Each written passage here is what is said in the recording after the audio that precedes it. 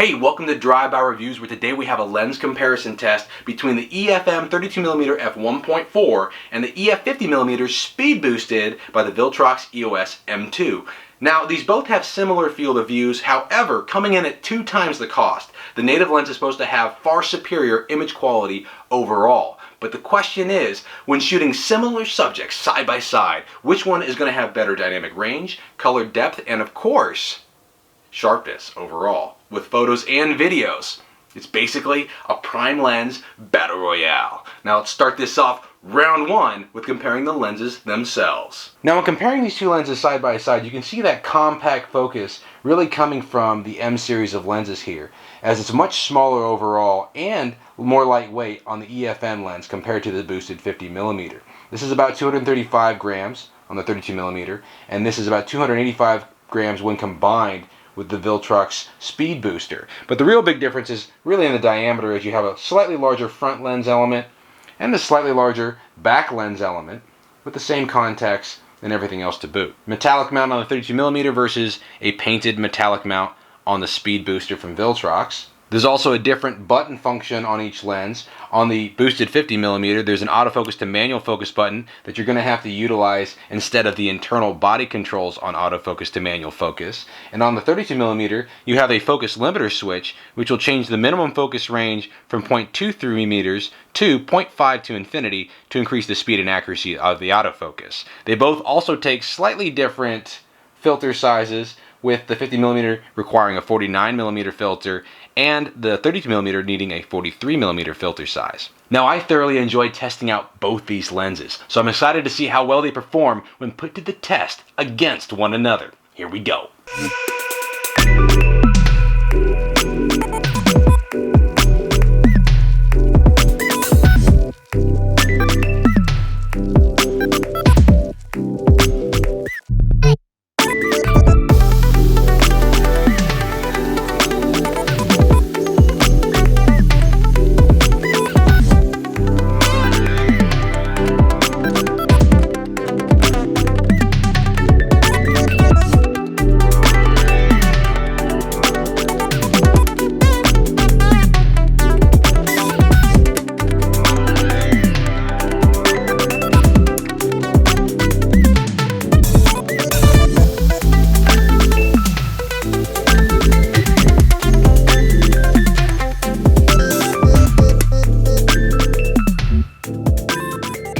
Let's kick off this comparison with some portrait photography. And here we have the 32mm native lens on the left, and we have the speed boosted setup on the right. And right off the bat, I'm noticing that the colors are just quite a bit warmer on the speed boosted 50mm. And this was using the same auto white balance daylight setting. Even when I was looking through the viewfinder and seeing the shots, it was just more true to the eye as far as colors coming out of the native 32mm lens. And I'm also noticing, this is interesting, let's zoom in and take a look at the bokeh. Yeah, it's just a lot creamier on the native lens. And if we go over here where there's a little bit more busyness, and we're going to see in some future photos here a little bit more color, vibrant, and busy backgrounds that are bokeh that will really kind of pull this out. But man, you can see it right there, just a lot more jagged, not as creamy coming out of the speed boosted setup, and a lot better on the native lens. And not only that, take a look at that hand. And now I expected a lot more sharpness from the native lens, but it's a lot softer on the 50mm than I expected. Now this is autofocusing on the face. It's face tracking autofocus from the Canon M50. So the most in focus with this thin depth of field at f1.4 is the face. And you're going to even see that here, just a lot softer overall on the speed boosted setup in the hair and the face, but especially in the texture on the clothing. Look at that. Just, you know, the same depth of field difference here, right? The same, except that this is just so soft, and the texture's just lost there. Now that to me is actually quite significant, because you can actually pick that up even looking at the image without zooming in. You can kind of see that. It's just very, very in your face. You can see the difference. It's a stark contrast there when you zoom in and look at it. And that's a clear win for the 32mm, because you can play around with the colors. That's not a problem. But you don't want unintentional softness. Even though subjects will appreciate some softness you know, looks nice on portrait photography, but you don't want that unintentional from your lens. You want to be doing that post-edit. All right, let's pull up the next image. All right, once again, face tracking autofocus here, except we've got a little bit of foreground bokeh, right? And this is kind of something I wanted to look at here for a second because, yeah, there you have it once again. Just everything more in focus that is in focus. All this shrubbery that's in focus. And I actually don't like the warmer colors here. Sometimes it works, but I like this color a lot better, especially when it comes to nature. And then everything that's out of focus and the bokeh and the creaminess, it's just so much better on the native lens. And that kind of subtle change there, even when you're zoomed in here, is going to be noticeable when you're just looking at the image as a whole. So that's something that really is going to be a factor. And honestly, considering, I mean, 2 times the cost for a lens is a lot more, but man, that's just seems to be worth it. Not bad here on the boosted 50mm. That's pleasing to the eye. We'll kind of get into the corner sharpness on some other images. Just everything in the corners in these shots are designed to be bokeh, so it's not going to be really the best to look at. Let's take a look at that right shoulder again. You know, this is supposed to be, especially here, a little bit out of the depth of field. It's still quite sharp on the native lens, and then of course quite blurry on the boosted 50mm once again. Quite blurry. Oh man. And then coming to the face, which is supposed to be the most in focus, you're going to see once again that softness here that again works quite well for portrait photography, but not what you want unintentionally coming out of there. And honestly, I think the warmness works quite well with this particular composition. And this clothing just was perfect for pulling out the contrast and the focus there, just because of the texture and colors are just quite telling on how well the lens was at picking up the sharpness. I should have focused on the clothing for some of these shots. That's okay, because we've got roses coming up next. Now on these roses, it's a bit more of a scientific comparison, as is a tripoded shot in a controlled light environment. And right now, before I even zoom in, I bet you can see the difference in sharpness and clarity. And the clear winner is going to be the 32mm. This is aerial autofocus, where I was surrounding the whole plant, the whole concoction of flowers. What do you call it? Bouquet? I was surrounding it with the autofocus box, and interestingly enough, the boosted 50mm just, it pushed back the depth of field, right? You can see this was in focus more, but even when you look at what is actually in focus, it's just still, once again, sharper overall, quite a bit sharper on the native lens. I mean, look at that. That's beautiful. You could print that off as a picture on its own. And look at the color depth, just so much better on the colors. In the portrait photography, and here once again, just the clear winner. And oh, are you seeing that? Check this out. Once again on the bokeh background, the creamy background, right? That right there tells all. Compared to here, it's just a lot smoother, a lot more pleasing to the eye, zoomed in or zoomed out on the native lens over here. It's just, everything looks a lot better. Yeah, look at that. Just that nice subtle difference there. And the harshness that just comes from when it doesn't blur out quite as much. It's just not as smooth overall. It's not buttery smooth. That's what you're looking for. Clear winner here at the f1.4 setting. Let's move up to f2. Okay, a bit better. Interesting to see the colors change on the boosted 50mm here. And we start to gain some of that sharpness. And it looks like the autofocus performed a bit better. However, it's still doing that. That's interesting. It's just not focusing that center rose on the boosted setup. You can see the slight change in the blurred background there as we start to shut down the aperture from its widest open setting. Subtle though to the f2, not a huge difference. Once again, just beautiful performance coming from the 32mm. And the 50, holding strong here. You know, like if this was the difference between the two wide open, you really would have a strong argument on saying that the cost difference is beneficial on the boosted setup. Let's go to f4. Nice. So as we sacrifice for a larger depth of field, kind of lose that creamy background, right? It's a bit more distracting here.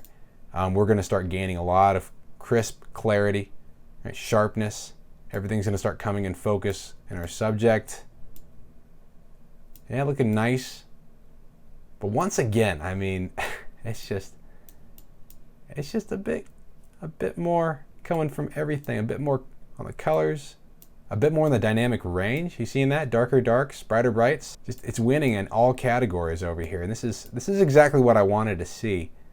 And it's just it's such a good argument for why you should just buy the native lens.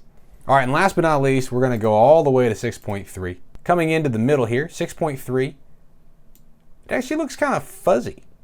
It's starting to look fuzzy on the 50mm boosted, especially here in the front rows, which really in this particular composition, that's where the eye is gonna go first, especially as it's separated from the other roses with this kind of halo of green.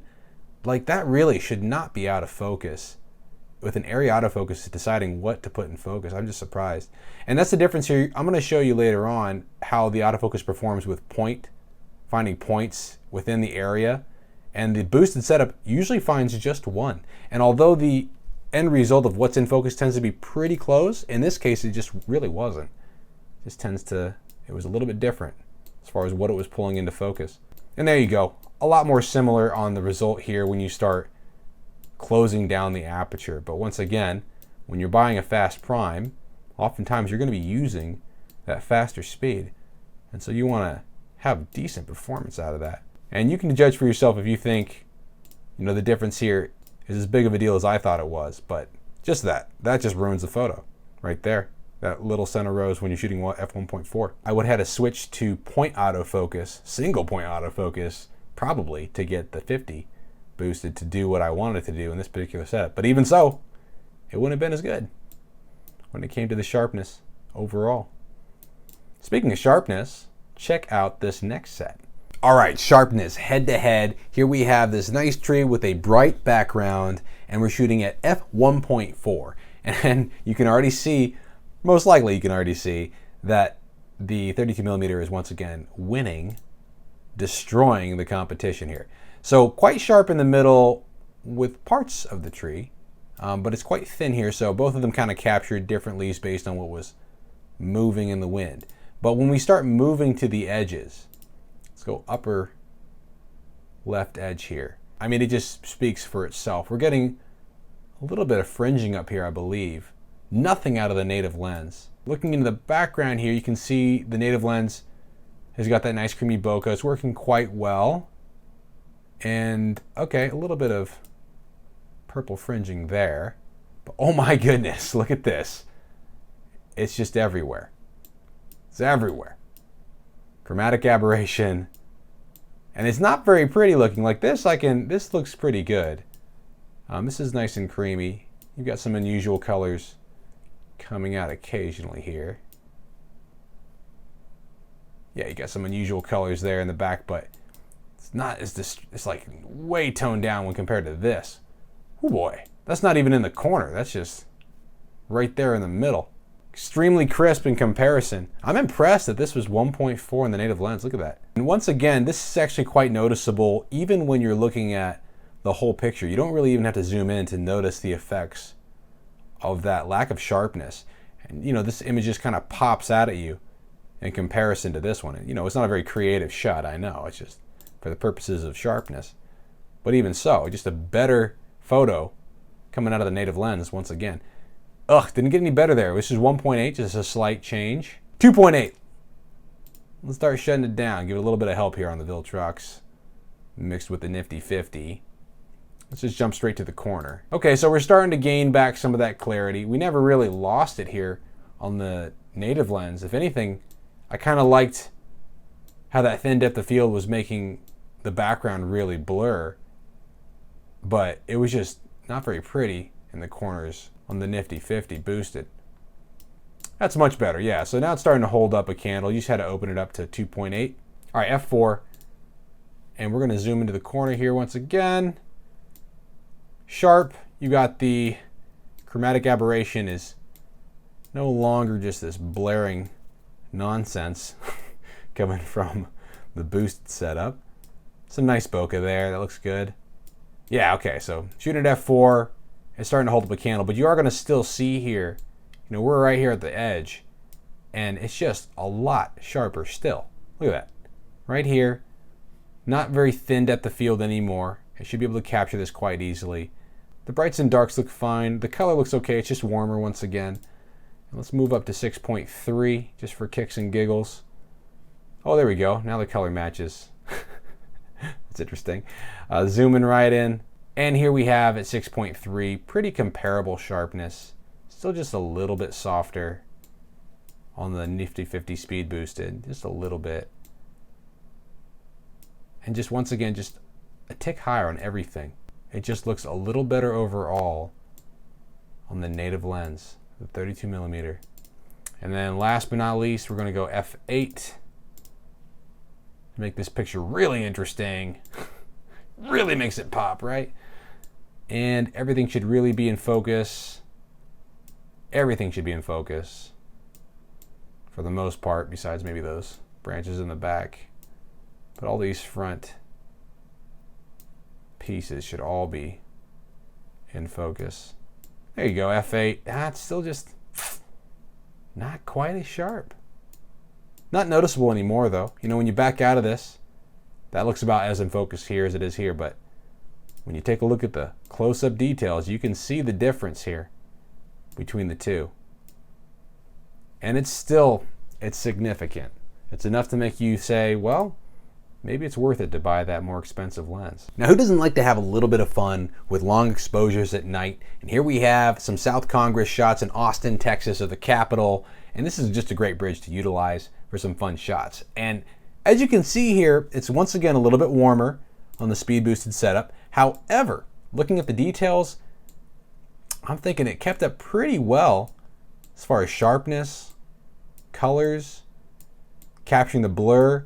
You know, you give it ample opportunity to gather light and it does quite a good job. You are going to see here, I'm noticing a little bit more distortion, and I've got a shot that's going to compare that a lot better, but there is a little bit more distortion that comes up from the speed boosted setup. Just once again, everything really is just a tick higher, or quite a bit higher as far as sharpness and colors from the 32mm native lens in almost every respect. But with night photography, I was actually quite impressed. If you like the warmer colors, you know, this was auto white balance white priority. Once again, it's just a lot warmer, and this tends to be an issue with night lighting anyways. But as you can see with the native lens, without me going in and doing custom settings, once again, it's just easily compensating for whatever's lighting the local area and subjects on its own, just on its own with its auto white balance white priority setting. Now let's bump this up to a 13-second exposure. And when I did that, I actually got a bit better traffic, as you can see here, and also caught some nifty green lights that shine bright like a diamond in the background here. But you can see, really, when it comes to clarity, it's a little bit different in the colors, but as far as clarity, it's pretty close with everything that wasn't moving. You know, this stuff is designed to be... Who is shining their flashlight at me? This stuff's designed to be out of focus as people are walking through the shot during the exposure. They're supposed to be like ghosts.